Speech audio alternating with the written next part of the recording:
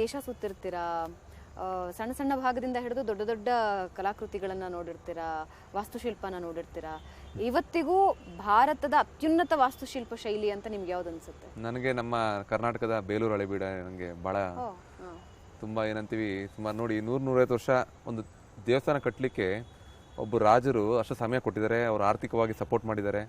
ಅವ್ರದ್ದು ಸ್ಟೆಬಿಲಿಟಿ ಅಂದರೆ ಒಂದು ಕಾನ್ಸಂಟ್ರೇಷನ್, ದೇವಸ್ಥಾನ ಕಟ್ಟಬೇಕು ಅಂತ 100 ವರ್ಷ ಒಂದೇ ಕಡೆ ಒಂದು ಸಮಯ ಕೊಟ್ಟಿದ್ದಾರಲ್ಲ, ಅದು ಬಹಳ ದೊಡ್ಡ ವಿಷಯ. ಈಗ ನಿಮಗೆ ಸಹ ಪ್ರಾಜೆಕ್ಟ್ ಎಲ್ಲ ಹೇಳಿದ್ನಲ್ಲ, ಈಗ 1 ವರ್ಷದೊಳಗೆ ಮಾಡಬೇಕು ಅಥವಾ ಒಂದು ಸರ್ಕಾರ ಬಿಡೋಳಗೆ ಮಾಡಬೇಕಾಗಿರುತ್ತೆ. ಟೈಮ್ ಆ ಥರ ಹಿಸ್ಟ್ರಿ ಮತ್ತೆ ಕ್ರಿಯೇಟ್ ಮಾಡೋದು ತುಂಬ ಕಷ್ಟ, ನನಗೆ ಗೊತ್ತಿರೋ ಹಾಗೆ ಆಗೋದಿಲ್ಲ ಅಂತಲೇ ಹೇಳ್ಬೋದು. ಸೊ ನನಗೆ ಅನಿಸುತ್ತೆ, ನಾನು ದೊಡ್ಡ ಶಿಲ್ಪಿ ಅಂತ ಅಂದ್ಕೊಂಡ್ರೆ ನೀವು ಯಾವಾಗ ಬೇಲೂರು ಹಳೆಬೀಡಿಗೆ ಹೋಗ್ತೀರಾ, ನೀವು ಇನ್ನೂ ಹುಟ್ಟೇ ಇಲ್ಲ ಶಿಲ್ಪಿ ಅನ್ನೋಂಗಾಗತ್ತೆ. ಸೊ ಅಷ್ಟು ಚೆನ್ನಾಗಿ ಹಿಂದಿನವ್ರು ಮಾಡಿದ್ದಾರೆ. ಜೊತೆಗೆ ಅದು ಒಂದು ಸ್ಫೂರ್ತಿ ಆಗಿರುತ್ತೆ ಯಾವಾಗಲೂ.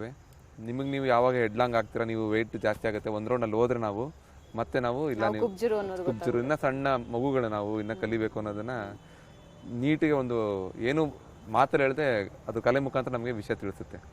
Thank you so much Arun ಅವರೇ. ಅಂದರೆ ಒಬ್ಬ ಅದ್ಭುತವಾದ ಶಿಲ್ಪಿನ ನಮ್ಮ ರಾಜ್ಯ ಕಂಡಿದೆ, ಇಡೀ ದೇಶ ನೋಡ್ತಾ ಇದೆ.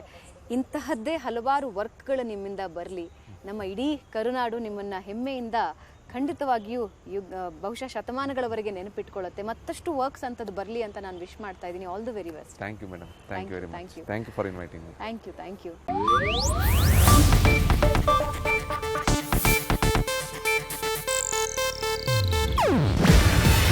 ಇದು ಏಷ್ಯಾನೆಟ್ ನ್ಯೂಸ್ ನೆಟ್ವರ್ಕ್ ಪ್ರಸ್ತುತಿ. ನೀವು ನೋಡ್ತಿದ್ದೀರಾ ಏಷ್ಯಾನೆಟ್ ಸುವರ್ಣ ನ್ಯೂಸ್.